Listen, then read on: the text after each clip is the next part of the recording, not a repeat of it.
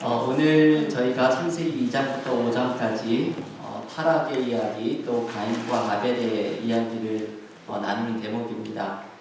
네 개의 장인데 사실 굉장히 많은 이야기들이 들어있고 아주 중요한 이야기들이 많이 들어있는 부분이죠. 아주 세세하게 모든 것을 다 다루지는 못하더라도 이 네 개 장에 나와 있는 중요한 메시지들을 한번 같이 나눠보려고 합니다. 크게 세 개의 이야기를 좀 나눌 건데요. 2장에 나오는 창조의 이야기, 그리고 3장에 나오는 타락의 이야기, 4장에 나오는 가인과 아벨의 이야기를 우리가 함께 묵상을 해보려고 합니다. 먼저 인간 창조 이야기를 보면 창세기 2장의 이야기죠.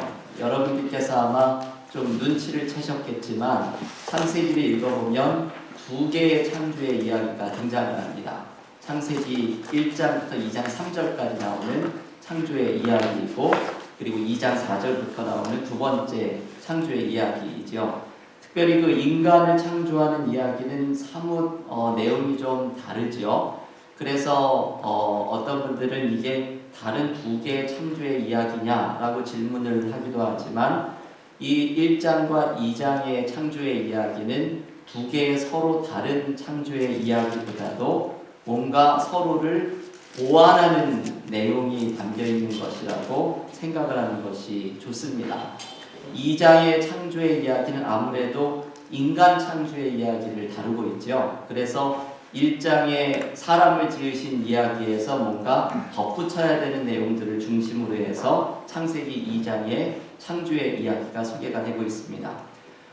이 2장의 창조의 이야기에서 세 가지의 본문이 특별히 중요하게 우리가 묵상을 해야 하는데요. 첫 번째는 인간의 본질에 대해서 알려주는 구절이지요. 창세기 2장 7절에서 이렇게 말씀을 합니다. 거기 핸드아웃에도 제가 그 말씀을 특별히 써드렸는데요. 한 목소리로 2장 7절 읽어보겠습니다. 여호와 하나님이 땅의 흙으로 사람을 지으시고 생기를 그 코에 불어넣으시니 사람이 생명이 된지라. 아멘. 창세기 2장에 나오는 인간 창조에 대한 아주 특징적인 말입니다. 이 2장 7절의 말씀에 따르면 인간을 지으신 특징이 이것이죠. 하나님께서 인간을 땅의 흙으로 지으셔서 1장에는 그냥 말씀으로만 지으셨는데 2장에서는 땅의 흙으로 창조하셔서 하나님의 생기를 불어넣으셨더니 살아있는 존재, 이 생명이라는 것은 살아있는 생명체라는 의미이죠. 살아있는 존재로 변화가 됩니다. 이 2장 7절의 말씀에는 인간 창조의 모습 속에서 인간이란 어떤 존재이고 인간의 본질은 어떤 모습을 가지고 있는지를 알려줍니다. 두 가지의 인간의 본질을 묵상을 해야 되는데요. 첫 번째는 인간이 흙으로 된 존재, 이거를 더 쉽게 얘기하면 먼지로 된 존재라는 뜻이죠. 영어 성경 NRSV는 이 땅의 흙이라는 표현을 the dust of the ground, 땅의 먼지라고 아예 번역을 합니다. 이게 우리가 땅의 먼지로 지어짐을 받았다는 것은 인간의 유한함을 보여주는 것이죠. 이게 땅으로 지어진 것도 아니고 땅 자체에 흘러다니는 먼지를 가지고 지었다는 것은 인간이 그렇게 먼지 같은 존재이고, 그리고 창세기 3장 19절이 말하는 것처럼 우리는 흙에서 와서 흙으로 돌아가는 존재, 다른 말로 하면 먼지에서 왔다가 먼지로 돌아가는 존재, 이게 인간이 이렇게 유한함과 한계를 가지고 있는 존재라는 걸 알려줍니다. 그저께 우리 JSO일 예배를 드리면서 제가 이마에 젤을 뿌려드렸는데, 그때 한 기독교 전통에서 항상 나오는 문구가 흙에서 왔으니 흙으로 돌아갈 것입니다. 이걸 하면서 젤을 이마에 얹는데요. 그것은 바로 이 창세기 2장의 이야기를 다시금 되새기면서 내가 그렇게 유한한 존재, 내가 무엇을 그렇게 아둥거리며 살아가고 있는가, 나의 모습을 돌아보면서 하나님을 더욱더 겸손하게 의지하는 것을 초대하는 말씀입니다. 두 번째, 이 인간의 유한함에 이어서 이 2장 7절에 나오는 인간의 본질은 바로 하나님을 의존하는 존재라는 것을 알려주죠. 이것을 알려주는 대목은 하나님께서 생기를 불어넣어 주신 것입니다. 이 영어 성경은 이것을 생명의 숨, the breath of life라고 번역을 하는데요. 이게 흙으로 사람을 만드신 다음에 하나님께서 그 코에 생명의 호흡을 불어넣어 주시니까 살아나게 되죠. 이 생명의 숨을 우리 그리스도인들은 성령으로 또 해석을 하기도 합니다. 다른 피조물들은 하나님께서 말씀으로만 창조를 하셨지만 인간은 특별히 하나님의 숨을 불어넣은 존재이죠. 이 하나님의 숨이 사라지게 되면 인간은 곧바로 생명이 없어지게 되는 철저하게 하나님을 의존하는 존재라는 것을 알려줍니다. 시편 104편 29절 이 말씀 알려주는데요. 여러분 한번 같이 읽어보겠습니다.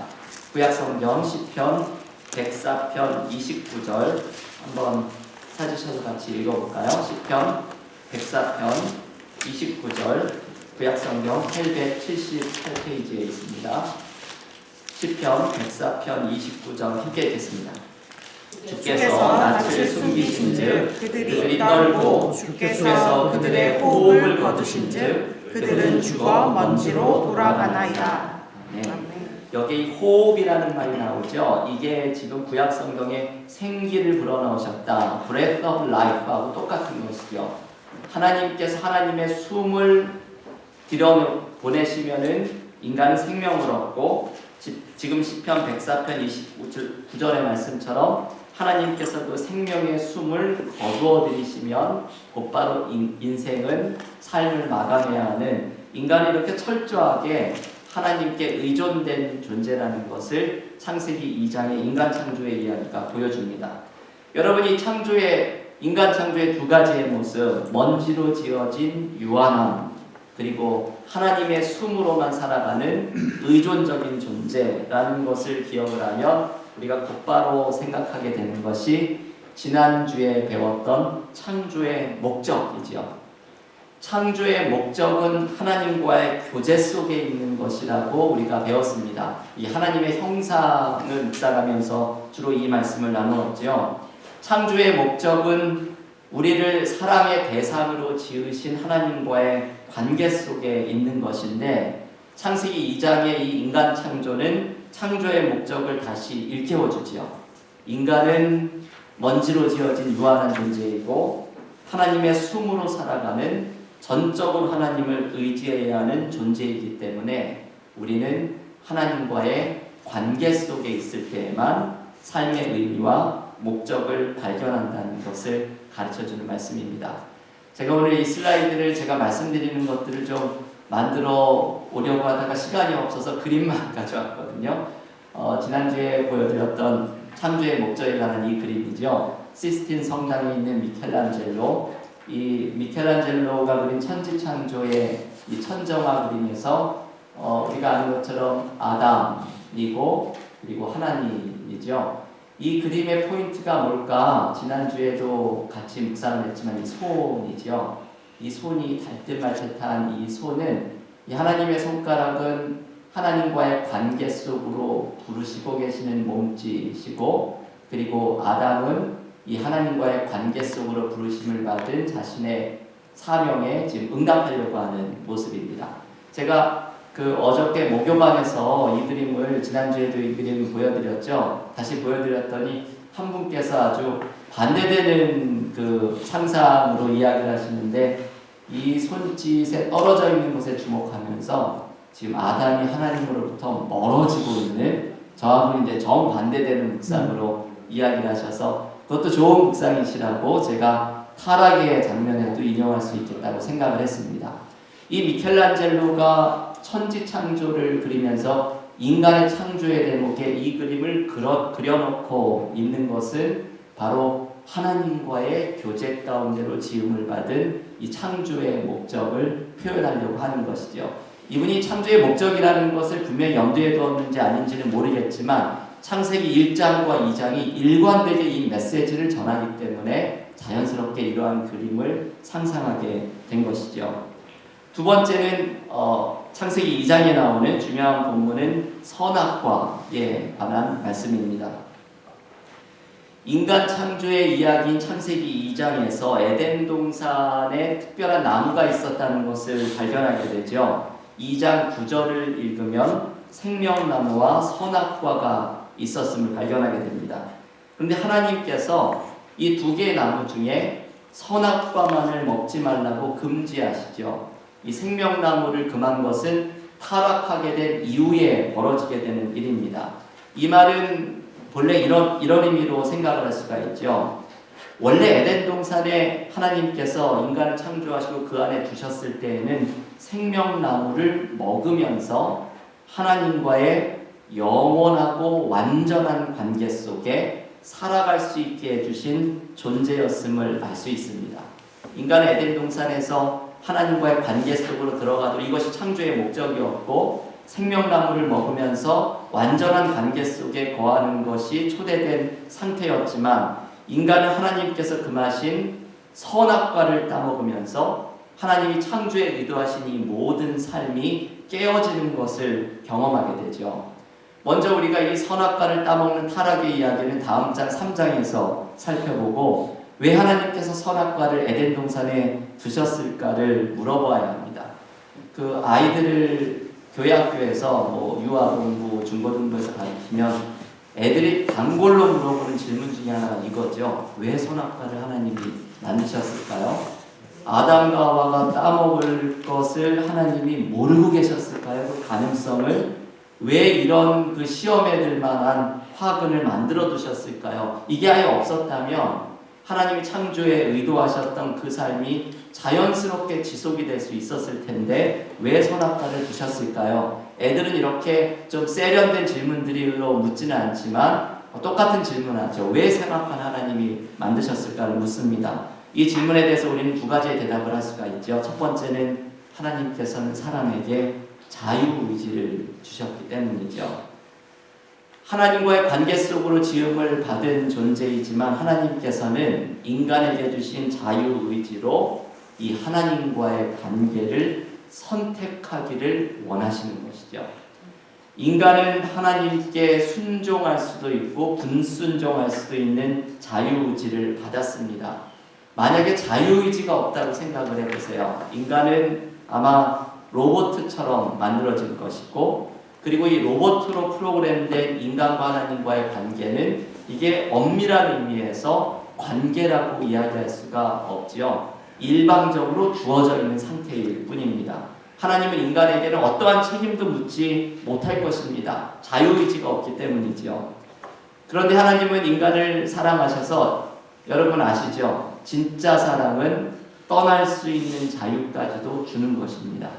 이 선악과 이야기가 우리에게 알려주는 것은 하나님께서 인간에게 자신을 창조한 하나님을 배반할 수 있을 정도의 높은 자유를 주셨다는 것을 보여주는 이야기이지요. 두 번째, 선악과를 만들어두신 이유는 이것이죠. 선악과가 인간의 한계를 알려주는 나무입니다. 이 선악과는 에덴 동산에 있었던 유일한 금지사항이죠. 하나님께서는 인간을 창조하시고 에덴 동산의 모든 것을 먹고 다스리고 경작하라고 하시면서 한 가지의 금기사항을 두시면서 하나님과 인간 사이에 지켜야 할 마지막 선을 남겨두십니다. 이 마지막 선, 하나님과 인간 사이의 이 마지막 선은 이 제한적인 이 마지막 선이 하나님에게 인간이 순종하는 존재임을 가르쳐주는 것이고 그때 인간은 인간의 자리에 머물고 하나님은 인간의 하나님이 되어주시는 것을 알려주는 상징이지요. 이 선악과라는 상징의 중요한 것은 하나님이 이해를 하지 못하더라도 이것은 순종해야 된다. 하나님이 인간에게 내린 이 명령을 순종하면서 인간은 땅에 사는 인간이고 하나님은 하나님이신 이 본질적인 차이에 대한 한계를 알려주기를 원하시는 것이죠. 그래서 이 선악과에는 두 가지 의미가 같이 들어있습니다. 하나님의 주권, 하나님의 통치, 하나님으로서의 하나님 되신 이게 선악과에 담겨있고 그리고 인간의 유한함과 의존성이 이 선악과에 담겨있습니다. 인간은 하나님께 순종할 때, 선악과를 먹지 말라는 이 말씀에 순종할 때 하나님의 통치권을 인정하는 것이고 자신의 피조물된 유한성을 인정하는 것이죠. 아담과 하와가 바로 이 하나님됨과 피조물됨 사이의 상징인 선악과를 따먹으면서 하나님과의 관계 속에서 이 모든 것들이 어긋나는 타락이 시작이 됩니다. 이게 창세기 3장의 이야기이죠. 우리가 곧바로 살펴보게 될 내용입니다.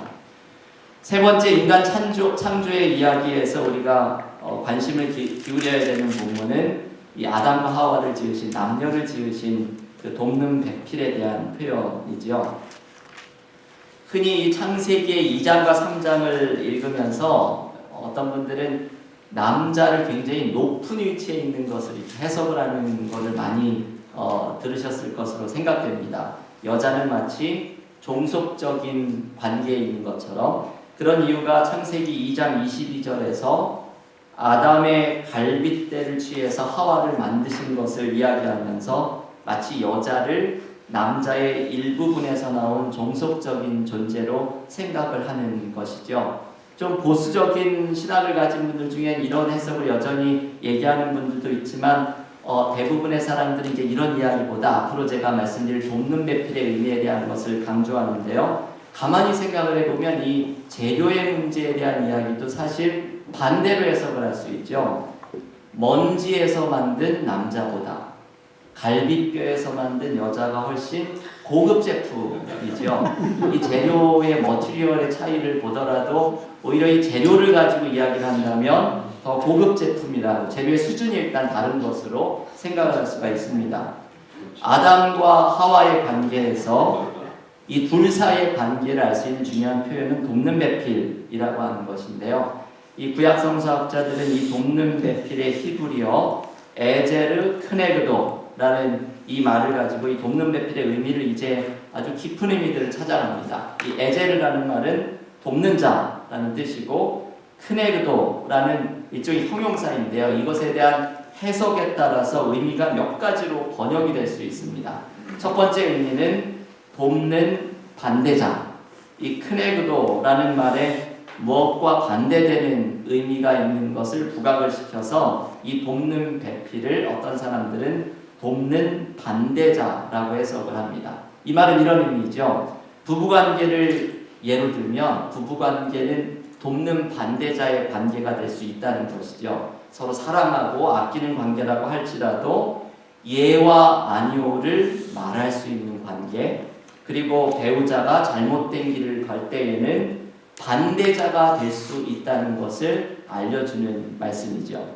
두 번째, 돕는 배필의 의미는 동등한 돕는 자라는 해석이 또한 가능합니다. 이 크네그도라는 말이 동등한이라는 의미가 또한 가지고 있거든요. 그래서 돕는 배필을 동등한 돕는 자, 가장 많은 사람들이 두 번째 해석을 강조를 하죠. 남녀는 서로 동등하고 서로가 서로를 의지하고 도우며 살도록 창조되었다는 것을 알려줍니다. 세 번째 해석은 하나님의 도움을 주는 자라는 의미이죠. 이 해석은 에제르라는 말을 특별하게 강조해서 해석을 하는데, 이 에제르, 돕는 자라는 말 속에는 신적인 도움, 하나님의 도움의 의미가 담겨 있습니다. 그래서 남녀 사이를 하나님의 도움을 주는 통로로 해석을 하는 것이죠. 남편은 아내에게 하나님의 도움이 전달되는 통로의 역할을 해야 되고, 역시 반대로 아내 또한 남편에게 하나님의 도움을 주는 통로가 되는 것입니다. 제가 아주 재미있게 읽었던 그 문장이 거기 핸드아웃에 써드렸는데요. 어떤 분이 이렇게 말을 합니다. 배우자의 얼굴은 내 믿음의 이력서이다. 그러니까 내 믿음이 어떠한지를 보려면 배우자의 얼굴을 보면 된다는 것이죠. 이 배우자의 얼굴이 기쁘고 즐거움과 행복이 가득하면 내 믿음도 바르게 되어 있다는 것이죠.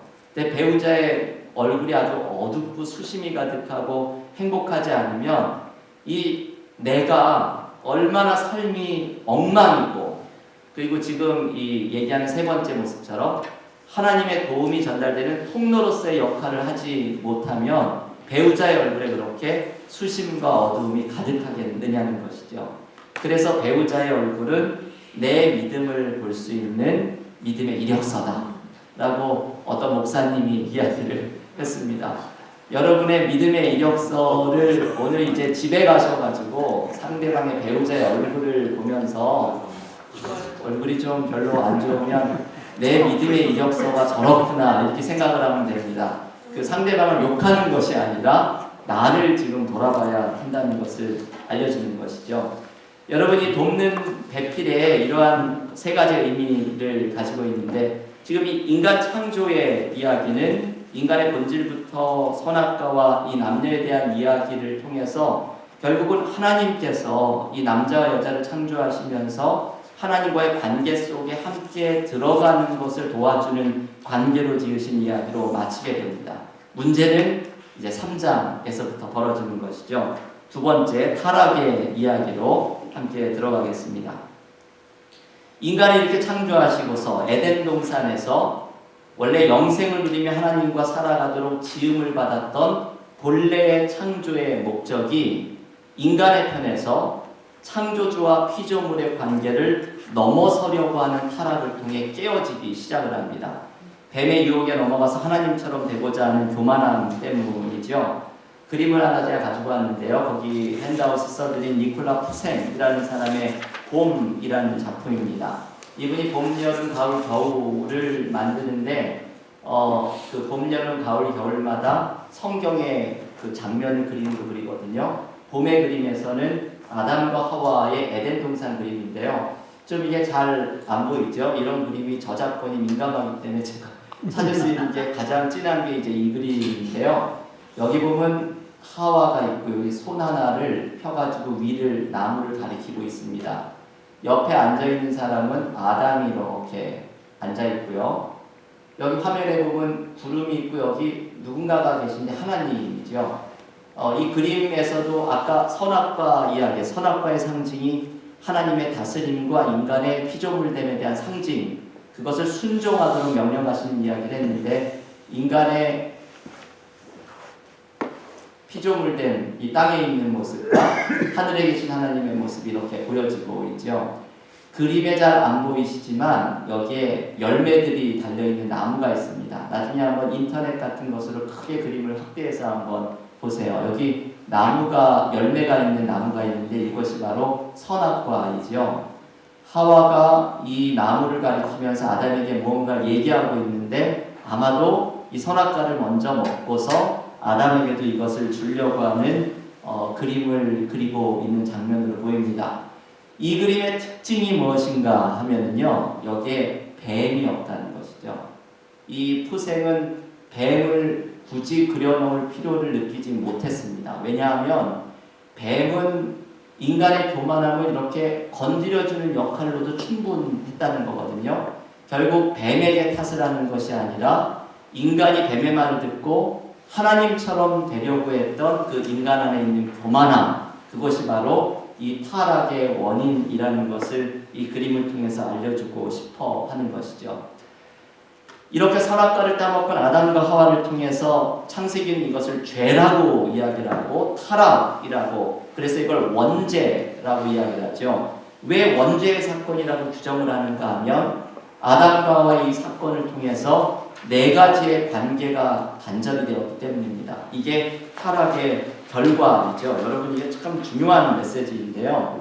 창세기 3장에 나오는 순서대로 네 가지의 단절을 살펴보겠습니다. 첫 번째는 자신과의 관계의 단절이죠.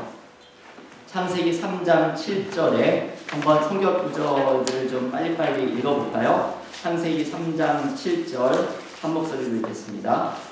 이에 그들의 눈이 밝아져 자기들이 벗은 줄을 알고 무화과 나무 잎을 엮어 치마로 삼았더라. 네, 우리 핸드아웃에는 뒷면의 내용을 지금 얘기를 하고 있습니다. 아담과 하와가 타락을 하면서 첫 번째로 발견한 것은 수치심입니다. 자신들이 벗은 것에 대한 수치심. 이 원래 벗었다는 상태는 자연스러운 것이었죠. 인간의 창조된 모습 그대로이고 피조된 상태의 유한성이 드러나는 것이 벗은 상태의 몸입니다. 이것을, 피조물의 모습을 인간은 자연스럽게 받아들이고 있었죠. 하나님과의 깊은 관계 속에 있을 때는 하나님 앞에 창조된 본래의 나의 모습으로 자연스럽게 살아가고 있었던 것이죠. 그런데 하나님과의 관계가 깨어지자 인간은 자신의 벌거벗음을 수치스럽게 느낍니다.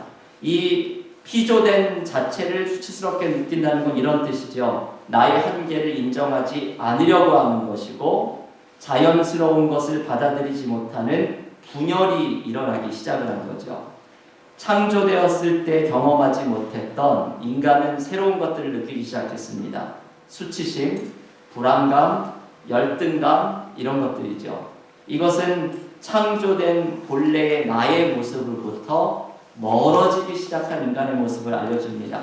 그래서 우리가 인간의 과제, 우리의 과제 가운데 하나는 하나님의 형상으로 창조된 본래의 나의 모습, 이것을 흔히 우리는 참나라고 부르는데요. 이 참나로 하나님 안에서만 발견하는 참나로 회복하는 것, 타락으로 이 참나로부터 멀어졌던 나 자신과의 깨어진 관계를 회복하는 것이 우리가 회복해야 하는 첫 번째 과제이지요. 두 번째, 타락의 결과는 하나님과의 관계가 깨어진 것입니다.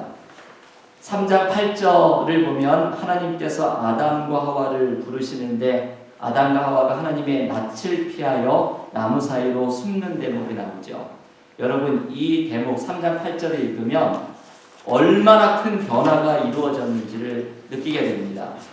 하나님의 형상으로 지음을 받아서 하나님과의 교제 속에 있는 것이 창조의 목적인데 인간이 이제 하나님의 낯을 피하여 숨기 시작했다는 것이죠. 10절에 보면 하나님을 심지어 두려워하기까지 했다고 말을 합니다. 그래서 하나님께서는 9절에서 아담아 내가 어디 있느냐 부르시죠. 이 하나님의 부르심은 하나님의 아담이 어디 있는지를 몰라서 이 질문을 던지셨던 것이 아니시겠죠. 이 질문은 하나님께서 아담에게 너는 지금 어디에 서 있느냐, 나와의 관계 속에서 지금 어디에 서 있느냐, 이것을 물어보는 질문입니다. 아주 상징적인 질문이고 실존적인 질문이죠. 하나님께서는 오늘 이 저녁에도 우리들 한 사람 한 사람에게 이 질문을 물으십니다. 네가 어디 있느냐, 나와의 관계 속에서 어디에 서 있느냐. 이 하나님께서 창세기 3장에서 물으시는 질문이고, 타락의 두 번째 결과는 하나님과의 관계가 이렇게 깨어졌다는 것이죠. 세 번째, 타락의 세 번째 결과는 사람 사이의 관계가 깨어진 것입니다. 3장 12절 말씀 여러분 한 목소리로 같이 읽겠습니다. 아담이 이르되 하나님이 주셔서 나와 함께 있게 하신 여자 그가 그 나무 열매를 내게 주고 내가 먹었나이다. 여러분, 이 말씀은 하나님께서 아담에게 왜 선악과를 먹었느냐 말씀하시니 이 하나님의 추궁에 아담이 하와의 핑계를 대는 것이죠. 이게 책임의 회피입니다. 이 2장에서는 하나님이 하와를 만드셨을 때 내 뼈 중에 뼈요 살 중에 살이로다 탄식하고 기뻐하던 아담의 모습과는 완전 딴판이죠. 한 몸을 이루도록 창조되었고 서로에게 하나님의 도움을 주는 통로가 되도록 지음을 받았던 이 아담과 하와 두 사람이 이제는 서로를 비난하고 책임을 전가하는 관계로 깨어진 것입니다. 이게 사람 사이의 관계가 깨어진 것이죠. 우리가 이런 생각을 해볼 수가 있습니다. 우리의 삶 속에도 여전히 무언가 깨어진 인간관계가 있다면, 가족 안에서, 교회 안에서, 일터 안에서 깨어진 인간관계가 있다면 우리는 여전히 이 타락한 원죄의 상태에 있다는 것을 알게 해주는 대목인 것이죠. 네 번째, 마지막으로 타락의 결과는 자연과의 관계가 깨어진 것입니다. 3장 17절 말씀을 한 목소리로 읽겠습니다. 아담에게 이르시되 내가 내 아내의 말을 듣고 내가 내게 먹지 말라 한 나무의 열매를 먹었은즉 땅은 너로 말미암아 저주를 받고 너는 내 평생에 수고하여야 그 소산을 먹으리라. 여러분, 이 3장 17절에 땅이 저주를 받았고 너는 수고해야지 그 열매를 먹을 것이다 라는 이 말씀이 나오죠. 이거를 오해를 해서 노동이라는 것, 이 노동이라는 것 자체를 타락의 결과라고 생각을 해서는 안 됩니다. 왜냐하면 타락하기 전에 에덴 동산에서 하나님께서는 노동에 대한 명령을 이미 주셨지요. 창세기 2장 15절의 말씀이 대표적이죠. 땅을 경작하고 지키는 것은 하나님께서 인간에게 창조주의 대리인으로서 창조 세계를 돌보는 이 노동에 대한 사명을 주신 것이죠. 그래서 이 노동 자체는 선한 것이죠. 그런데 타락 후에 달라진 것은 이것이죠. 땅이 저주를 받아서 18절에서 나오는 것처럼 가시덤불과 엉겅퀴를 내고, 그래서 인간은 땀을 흘려야 소산을 먹을 수 있게 된 것이죠. 노동 자체가 문제가 아니라 노동이 고통스럽게 된 것이, 이 땅이 저주를 받아서 노동이 고통스럽게 된 것이 타락의 결과라고 이야기를 하고 있습니다. 인간의 죄로 인해서 자연마저도 관계가 철저하게 끊어진 상태에 이르게 됐다는 것, 이게 바로 타락의 결과로 나타나게 된 네 가지 관계의 단절입니다. 하나님과의 관계가 깨어지고, 나 자신과의 관계도 깨어지고, 사람 사이의 관계도 깨어지고, 자연과의 관계도 깨어진 상태가 있는 것이죠.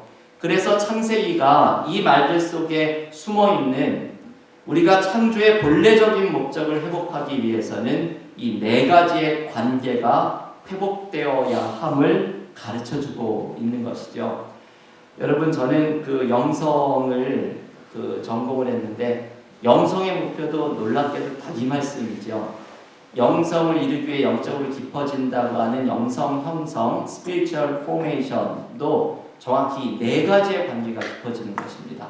하나님과의 관계가 깊어지고, 본래 창조된 내 자신과의 모습을 회복하고, 깨어진 인간관계를 회복하고, 세상과의 관계를 하나님이 원하시는 뜻대로 회복해가는 것, 이 네 가지의 관계가 깊어지는 것이 영적으로 성장해 가는 것이죠. 여러분이 다음 그림이 마사초라는 사람이 이 피렌체, 이태리 피렌체의 카르미니 성당에 있는 벽화입니다. 이 벽화에 보면 낙원에서 쫓겨나는 아담과 하와가 묘사가 되고 있죠. 지금까지 우리가 얘기했던 것들을 좀 설명을 해주고 있죠. 몸을 가리고 있는 부끄러운 모습을 가리고 있는 모습 속에서 창조된 본래의 자신과 단절되어 있는 인간의 모습들이 드러나고, 이 천사가 지금 이게 장애물들을 쳐서 에덴 동산에서 쫓겨나고 있죠. 하나님과의 관계로부터 추방되고 있는 인간의 모습이 보여지고 있습니다. 이 얼굴에 보면 타락의 결과로 하나님과의 관계에서 떨어져 나간 인간의 상태에 비참함이 느껴지고 있는 것 같죠. 이 아담과 하와가 에덴 동산으로부터 쫓겨나는 대목의 그림들이 아주 많이 있는데, 이 대목 속에서 우리가 지금까지 이야기했던 관계들의 단절이 이 그림을 통해서 함께 생각을 해볼 수 있는 대목입니다. 근데 여러분, 마지막으로 이 3장에서 기억해야 할 메시지는 은혜는 계속된다라는 메시지이죠. 이 창세기에 이게 곳곳에 나옵니다. 이 타락의 장면에도 나오고, 가인과 아벨의 이야기도 나오고, 홍수의 이야기도 나오고, 족장들의 이야기 속에서도 실패하고 넘어지고 쓰러지고 타락하는 인간들의 이야기 후에 하나님께서는 여전히 은혜를 남겨주시고 하나님의 사랑을 보여주시는 이야기가 나옵니다. 그것이 창세기 3장 21절에 나오죠. 한 목소리로 창세기 3장 21절 읽겠습니다. 여호와 하나님이 아담과 그의 아내를 위하여 가죽옷을 지어 입히시니라. 네. 이 3장에서 이 뱀의 머리가 상할 것이다 라는 말씀 속에 십자가에서 일어날 사단의 권세에 대한 승리를 암시하는 장면을 많이 묵상하는 것과 마찬가지로 이 가죽옷의 이야기에서 역시 그것을 묵상하죠. 타락한 인간이 자신의 벗은 몸을 수치스럽게 여겨서 무화과나무의 잎으로, 이건 엉망의 그냥 일회적인 치마를, 옷을 만든 것이죠. 근데 하나님께서는 반영구적인 가죽옷을 만들어서 입혀주시면서 이들의 부끄러운 모습을 가려주시고 상처를 어루만져 주시는 하나님의 사랑을 보여주십니다. 하나님께서 원래 선악과를 먹으면 너희는 죽을 것이다 라고 얘기하셨는데, 이 창세기 3장을 읽으면 이들은 죽지 않지요. 그리고 가죽옷으로 오히려 이들을 감싸주시죠. 이것은 하나님의 사랑과 불쌍히 여겨주심을 보여주고 있는 대목이죠. 인간이 타락하고 하나님 앞에 하나님을 떠난다고 할지라도 하나님은 한결같은 사랑을 계속해서 보여주시고 이 가죽옷에 나타난 인간의 타락과 실패와 욕심에도 불구하고 하나님께서 인간을 싸매어 주시는 사랑이 나타나는 이 모습이 결정적으로 나타난 사건이 바로 십자가입니다. 이 가죽옷을 묵상하면서 이런 묵상을 많이 하죠. 가죽옷을 만들기 위해 동물이 희생이 되었을 것처럼 십자가의 희생으로 타락한 인간은 하나님과의 깨어진 관계를 회복할 수 있게 됩니다. 여러분, 이 타락의 이야기 속에서 우리가 이 타락된 깨어진 네 가지의 관계를 어떻게 회복을 할 수가 있을까? 그 방법은 인간의 노력으로 할 수 있는 것이 아니죠. 지난 수요일, 그저께 수요일부터 사순절이 시작이 되었는데 이 사순절에 우리가 묵상을 해야 되는 메시지이죠. 타락한 인간의 깨어진 관계들이 회복될 수 있는 방법은 바로 십자가의 은혜를 의지하면서 나아갈 때만 가능한 일입니다. 이 가죽옷을 묵상을 하면서 우리의 실패에도 불구하고 하나님의 사랑은 계속된다. 그리고 십자가의 사랑이 우리를 회복한다. 이 놀라운 메시지를 이 사순절 기간에 묵상하실 수 있기를 간절히 기원합니다. 마지막으로 우리 4장의 이야기를 좀 나눌 텐데요. 가인과 아벨의 이야기이죠. 이 4장의 이야기는 에덴 동산에서 쫓겨난 인간의 타락 이야기 후에 인간이 계속해서 더욱더 악해지는 이야기를 소개해 줍니다. 아담과 하와가 아들을 낳았는데 첫 아들의 이름을 가인, 어둠이라는 뜻으로 짓고 이 어둠에는 아마도 좀 인간의 교만함이 드러나 있는 모습 같아요. 타락하고 에덴 동산에 쫓겨났던 아담과 하와가 우리도 마치 하나님처럼 무언가를 창조했다라는 모습 속에 나오는 자신감과 성취감이 배어있는 이름이 바로 이 어둠이라는 가인의 이름이죠. 그래서 아마 가인의 삶의 태도도 이런 교만함의 모습이 있지 않았을까 우리는 이름 속에서 추측해 볼 수가 있습니다. 반면에 둘째 아들을 낳았을 때는 전혀 다른 이름을 짓게 되죠. 아벨, 히브리어로 헤벨이라는 뜻은 헛됨이라는 뜻입니다. 가인을 낳았을 때의 그 성취감과 교만함이 어느덧 사라지고 아담과 하와는 다시 그 유한한 피조물의 자신의 모습을 깨달으면서 이 한계와 피조물의 한계와 겸손함이 담긴 아벨이라고 하는 이름을 짓습니다. 문제는 이 아벨은 양치는 자가 되고 가인은 농사꾼이 되어서 하나님께 예배를 드리는데 우리가 아는 것처럼 가인의 예배를 하나님께서 받지 않으신 것이 문제였죠. 농산물을 예배드린 가인의 예배는 받지 않으시고 양을 이 동물을 제사한 아벨의 예배는 왜 받으셨을까? 이게 그 본문에서 정확하게 설명을 해주지 않는 또 성경의 어려운 질문 중에 하나이죠. 왜 한 명의 제물은 받지 않으셨을까? 여기에 대해서 사람들은 몇 가지 해석을 합니다. 처음 두 가지는 좀 잘 요즘 받아들여지지 않는 해석인데요. 첫 번째, 어떤 학자들은 이것을 하나님의 자유로운 선택이라고 설명을 하는 분이 있습니다. 쉽게 말하면 하나님 마음대로라는 것이죠. 출애굽기 3장 19절 말씀에서 하나님께서는 나는 은혜 줄 자에게 은혜를 주고 긍휼히 여길 자에게 긍휼을 베푸느니라, 이 하나님의 자유로운 선택에 대해서 말씀을 하시는데 가인과 아벨에 있어서도 이것은 하나님의 마음에 따른 자유로운 선택일 뿐이라고 말을 하는 것이죠. 근데 이렇게 해석을 하면 본문을 이해하는 것이 참 어려워지죠. 그러면 이 가인과 아벨의 비극은 결국은 어쩌면 하나님이 만드신 것이 아닐까, 이런 질문을 던지게 되기 때문입니다. 마치 부모님들이 어떤 자식을 편애하면 다른 자식 중에 삐뚤어 나가는 애들이 생기는 것과 비슷한 것이죠. 그래서 이 첫 번째 해석보다 두 번째 해석을 또 강조하는 분들이 있습니다. 두 형제가 바친 제물의 차이가 이 예배의 차이를 만들었다는 것이죠. 한마디로 아벨이 바친 동물의 제사는 피의 제물이기에 하나님이 기쁘게 받으셨고, 그리고 가인이 바친 농산물의 제사는 피 흘림이 없는 제사이기 때문에 받지 않으셨다는 것이죠. 이게 레위기에 나오는 피가 생명을 속한다라는 말씀들, 히브리서 9장 22절에 나오는 피 흘림이 없으면 사함이 없다라는 말씀들을 강조하면서 이런 해석을 하는 것이죠. 그런데 이렇게 또 해석을 하면은 우리에게 좀 여러 또 질문이 일어나게 되죠. 하나님이 그 재물의 차이로 동물의 제사를 받으셨다고 하면 그러면 이 농사 짓는 사람들은 그 예배를 드릴 가능성이 없어지는 것이죠. 베지테리안들은 굉장히 이런 해석에 아주 그 불만을 품을 것 같아요. 하나님이 고기만 좋아하시고 채소는 싫어하신단 말이냐 이런 생각을 할 수가 있겠죠. 레위기를 읽어봐도 피를 흘리는 제사만이 아니라 곡식의 제사 또한 중요한 역할을 했고 심지어는 속죄제와 같은 반드시 동물의 피를 흘려야 되는 것도 가난한 사람들이 동물을 사서 제사를 드릴 여력이 없다고 하면 곡식으로 드리는 제사도 이 피 흘림의 효과를 인정해 주시는 하나님의 이야기가 등장을 합니다.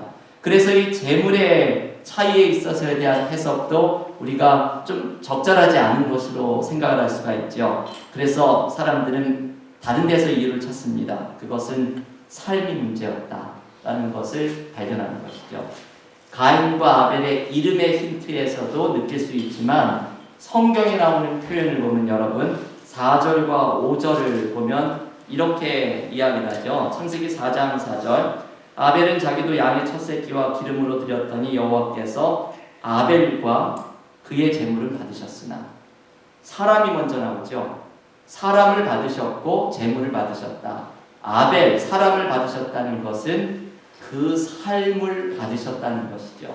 하나님 보시기에 그 중심이 올바른 삶의 모습을 가지고 있는 아벨 사람을 먼저 받으시고 그리고 그가 드린 예물과 예배를 받으셨다고 하는 것이죠. 가인에게서도 똑같이 이야기합니다. 가인과 그의 제물은 받지 아니하신지라. 가인의 삶의 모습은 하나님께서 받지 않으셨다고 하는 것이죠. 이게 바로 가인과 아벨의 제사를 받지 않으셨던 중요한 이유입니다. 삶의 문제, 가인의 삶의 모습을 하나님께서는 기뻐하지 않으셨다는 것이죠. 하지만 하나님께서는 가인에게 기회를 주기를 원하십니다. 가인의 삶의 모습을 고치고 죄악된 모습이 있다면 그 길을 돌이키기를 하나님께서 원하시죠. 이것이 6절과 7절에 나오는 말씀인데 여러분 이 4장에 아주 중요한 메시지가 담겨있는 구절입니다. 한 목소리로 6절과 7절 읽겠습니다.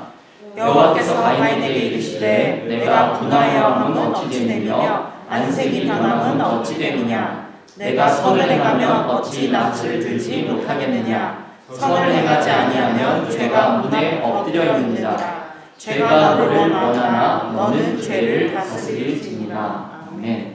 여러분이 7절 마지막에 나오는 표현이 중요하죠. 죄가 너를 원하나 너는 죄를 다스릴지니라. 인간이 타락한 이후에 인간의 마음속에는 죄에 대한 욕구가 일어날 수 있다는 것을 알려주는 말씀입니다. 하나님께서는 죄의 욕구, 죄가 너를 원한다. 이 예전 성경에는 죄의 소욕, 이렇게 번역하는 표현이 있는데요. 죄의 욕구가 일어난다고 번역을 하죠. 하나님은 이것 자체가 일어나는 것을 문제 삼지는 않으십니다. 중요한 것은 이 죄의 소원을 다스려서 마음에서 일어나는 이 죄의 소원을 다스려서 아직은 가능성으로만 남아있는 죄의 소원이 실제적인 죄가 되지 않도록 이것을 다스리는 것이 중요하다는 것이죠. 하나님께서는 가인에게 이것을 다시 한번 말씀해 줍니다. 너의 삶이 바르지 않았기 때문에 너의 예배를 받지 않았는데 지금 너 안에서 일어나는 동생에 대한 질투심, 죄의 욕구들 그것을 다스려라. 이게 하나님께서 가인에게 주시는 기회입니다. 하지만 가인은 죄의 욕구를 다스리지 못하고 아벨을 죽이는 인류 첫 살인사건으로 나아가게 되죠. 가인이 보여주었던 그 분노, 여러분 그 분노가 4장 5절에서 느껴지시죠? 몹시 분하여 안색이 변하는 그 분노를 제어하지 못하고 그리고 하나님을 원망하고 형제를 질투하는 이 삶의 문제가 가인의 문제이고 하나님께서 애초에 가인이 보여주었던 이 삶의 모습 그 사람을 받지 않으셨기 때문에 예배를 받지 않으신 것이 바로 이 4장의 메시지인 것이죠. 우리에게 있는 이 교만함과 삶의 모습이 바르지 않는 모습을 하나님께서는 우리에게도 고치기를 원하십니다. 하나님은 언제나 우리에게 마음의 중심을 보시기 때문이죠. 가인과 아벨에 대한 그림을 하나 가져왔는데요. 이 에밀 놀데라고 하는 독일 사람이 그린 논쟁이라는 작품입니다. 이게 표현주의 작가라서 좀 그림을 사실대로 그리기보다는 어떤 그 느낌에 대해서 그걸 강하게 표현을 하려고 하는 거죠. 이 논쟁이라는 제목의 두 사람은 가인과 아벨인데요. 여기서 아벨은 이 사람이죠. 얼굴을 시커멓게 그리고 어둡고 우울해 슬퍼 보이는 이 사람. 이 어두운 얼굴 속에 죽음의 그림자도 느껴지는 아벨의 모습이고, 그리고 이 사람이 형 가인이죠. 얼굴에 나와 있는 이 모습 속에 분노가 좀 표현되어 있죠. 뭔가 강하게 말하는 입술, 눈동자에 눈썹이 올라간 것 같은 얼굴에 가인의 분노가 느껴지고, 가인의 손에는 칼이 창과 같은 것이 들려 있습니다. 이 창은 이 위치가 마음에서부터 나오는 것 같죠. 아까 하나님께서 너의 마음에는 죄의 소원이 일어나나 다스려라 라는 이 말씀이죠. 마음에서부터 일어나는 질투의 칼, 그리고 원망의 칼, 이런 것들이 지금 일어나고 있는 것이죠. 이것을 다스리지 못해서 결국은 동생 아벨을 죽이게 되는데, 여기에 한 명이 또 있죠. 이 놀대는 한 명을 또 그렸죠. 여기에 서 있는 한 분이 이 광경을 보고 있죠. 하나님을 그려 넣었습니다. 모든 것을 지켜보고 계신 하나님. 너의 동생 아벨이 어디 있느냐 물으실 때에도 모르셔서 물은 것이 아니라 가인에게 네가 한 일이 무엇인지를 일깨워주기 위한 질문이죠. 근데 이 노을대라는 사람이 그린 하나님의 시선이 참 생각하게 하죠. 이 가인과 아벨을 바라보시는 것이 아니라 이 그림을 보고 있는 나를 쳐다보고 계십니다. 그래서 이 노을대는 아마 이 그림을 이렇게 그린 것이죠. 이게 지금 우리의 삶에서도 일어나고 있다. 우리의 마음속에 일어나고 있는 죄의 소원들, 누군가를 미워하고 질투하고 원망하는 이 마음의 칼을 다스리지 못할 때에 아벨과 가인의 사건은 우리에게도 지금 일어날 수 있는 것이고, 하나님께서는 너의 마음은 어떠냐라고 우리에게 물어보고 계시는 그림을 그린 것이죠. 여러분, 이 아벨과 가인의 이야기 속에서 타락한 인간이 얼마나 더 악해질 수 있는가가 드러납니다. 그리고 계속해서 나오는 라멕이라는 사람의 이야기 나오죠. 그 본문 23절, 4장 23절에 나오는데, 가인을 죽인 사람의 배가 7배라고 하면 나는 77배다. 소년을 자기 임의대로 죽이고서 뻔뻔하게 나는 누구도 건드리지 못한다, 이런 얘기를 하는, 이게 점점 인간이 악해지는 것을 더 보여주는 대목들이 이렇게 등장을 합니다. 타락 이후에 인간이 이렇게 악해지고 노아의 홍수가 이를 때에 그 타락의 인간의 악함이 끝에 달하게 되는 것이죠. 여러분, 이 가인의 이야기 속에서 마지막으로 말씀드리고 싶은 건 아까의 이야기입니다. 이 은혜로운 말씀, 은혜는 여전히 계속된다라는 것이죠. 가인이 하나님께서 찾아오셔서 책망을 하실 때 본문 14절에서 이렇게 말씀을 하죠. 여러분, 마지막으로 4장 14절을 한 목소리로 읽어보겠습니다. 주께서 오늘 이 지면에서 나를 쫓아내시온즉 내가 주의 낯을 배우지 못하리니 내가 땅에서 피하며 유배하는 자가 될지라 무릇 나를 만나는 자마다 나를 죽이겠나이다. 여러분, 여기에 어떤 분들은 이 메시지를 찾기보다도 나를 만나는 자가 누굴까에 대해서만 질문하는 분들이 있습니다. 그동안 하나님의 창조하신 사람들을 보면 아담과 하와 그리고 가인과 아벨인데, 가인이 도망갈 때 가인을 죽일 수 있는 이 사람들은 도대체 어디에서 나온 사람들인가? 이런 것을 질문하는 것이죠. 성경에서 중요한 것이 아닌 것들을 꼭 물어보면서 이걸 가지고 성경을 믿을 수 있다 없다를 생각하는 경향이 이제 우리들에게 있는 것이죠. 이것에 대한 말씀을 사람들은 아담이나 다른 후손들이라고도 얘기를 하기도 하는데, 이게 또 말이 좀 안 되는 모습들이 많이 나오죠. 가장 쉬운 대답은 이것이죠. 하나님은 창조 사건의 모든 것을 다 이야기해 주시지는 않습니다.